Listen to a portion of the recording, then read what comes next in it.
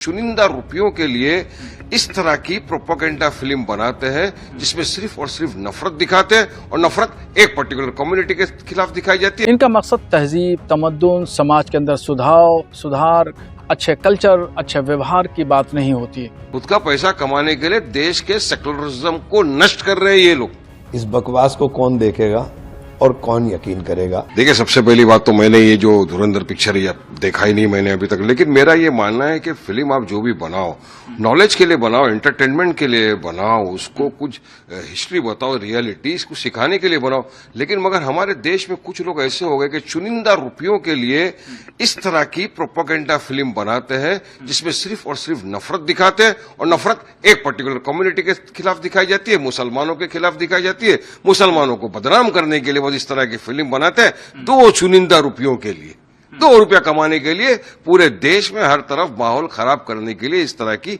Movies ये लोग बनाते हैं। मैंने हालांकि देखा नहीं, मैं तो जो रिव्यू के हिसाब से आपको जो पढ़ रहा हूं वो हिसाब से बता रहा हूं कि बस सबका टारगेट एक ही है। इसके पहले भी केरला फाइल बना दिया उन लोगों ने, उसमें भी सिर्फ एक ही चीज, बस फेक प्रोपेगेंडा, झूठ प्रोपेगेंडा ये सब दिखा के सिर्फ और सिर्फ इनका काम होता है नफरत फैलाओ, मुसलमानों को गालियां दिखाओ और अपना 2 रुपया कमाओ। ये खोदा पहाड़ निकला चूहा। आप जो दिखा रहे थे, आपने कुछ महिलाओं को लेकर आ गए, पर वहां तो जो महिलाएं थी उसमें तो केरला का कोई था ही भी नहीं।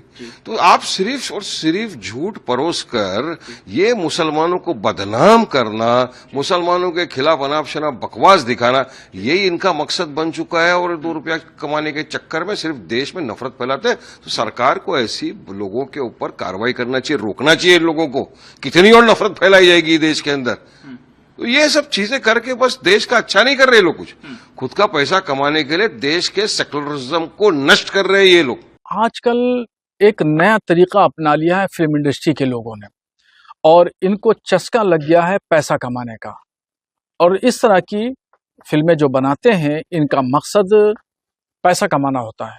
इनका मकसद तहजीब, तमद्दुन, समाज के अंदर सुधार, अच्छे कल्चर, अच्छे व्यवहार की बात नहीं होती है, बल्कि ये इनका मकसद है कि उसमें ऐसा एंगल दे दो हिंदू मुस्लिम का, ताकि वो खूब विवाद खड़ा हो और उसको लोग खूब देखें, ताकि ज्यादा से ज्यादा पैसा आए।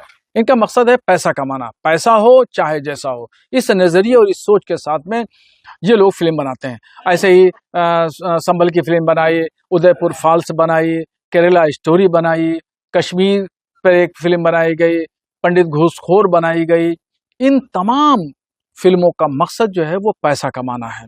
जबकि पहले हुआ क्या करता था कि फिल्मों के जरिए समाज को एक पैगाम, एक मैसेज मिलता था कि समाज के अंदर जो बुराइयां हैं, उन बुराइयों को दूर करने के लिए उसमें कुछ कहानियां बताई जाती थी, दी जाती थी। और अब जितनी भी कहानियां हैं, ये सारी की सारी कहानियां झूठ पर आधारित हैं। इसका समाज से सुधार से कोई मतलब नहीं है, सिर्फ और सिर्फ मकसद पैसा कमाना है। इस बकवास को कौन देखेगा और कौन यकीन करेगा? मोदी जी ने नोटबंदी की, नोटबंदी का असर पूरे देश में, पूरी अर्थव्यवस्था की कमर तोड़ के रख दी। मोदी जी के जो ये मूर्खतापूर्ण फैसले थे, उनका भुगतान देश कर रहा है। उसका महिमा मंडन आप करते रहिए। कल आप मोदी जी का महिमा मंडन करिए कि ईरान के साथ युद्ध के ऊपर आप खामोश रहे थे। तो इतिहास जो लिखा जा रहा है ना, इतिहास में तो ये फैसले दर्ज हो रहे हैं कि इन फैसलों के कारण जो आपने लिए हैं, इन फैसलों के कारण देश को कितना नुकसान हुआ है, ये पूरा का पूरा इतिहास देख रहा है, इतिहास में दर्ज हो रहा है। महिमा मंडन करना है तो करके दिखाओ ना, कि निक्सन को जैसे इंदिरा जी ने झाड़ दिया था पकड़कर। मोदी जी तो हाथ जोड़े खड़े हैं अडानी को बचाने के लिए और अपने आप को बचाने के लिए ट्रंप के सामने। वो जानते हैं कि देश का नुकसान हो रहा है, लेकिन मजबूर है, क्या करें। फाइलें बहुत सारी रखी हुई हैं, किस चीज का डर उनको है। हाँ, तो मास्टर स्ट्रोक तो था, लेकिन कमर तोड़ने वाला था कि कमर तोड़ दी, वो कमर तोड़ने वाला था। प्रधानमंत्री के फैसले पिछले 12 साल के अंदर आप उठा के देखेंगे, जो राहुल जी ने कहा, एक एक फैसले की समीक्षा कर लीजिए। जो राहुल जी ने कहा था वो सही हो रहा है, जो प्रधानमंत्री ने बोला है वो सब गलत हो रहा है। अगर आप ये वीडियो YouTube पर देख रहे हैं तो हमारे चैनल को सब्सक्राइब कर बेल आइकन दबाएं, और Facebook पर देख रहे हैं तो हमारे पेज को लाइक करें।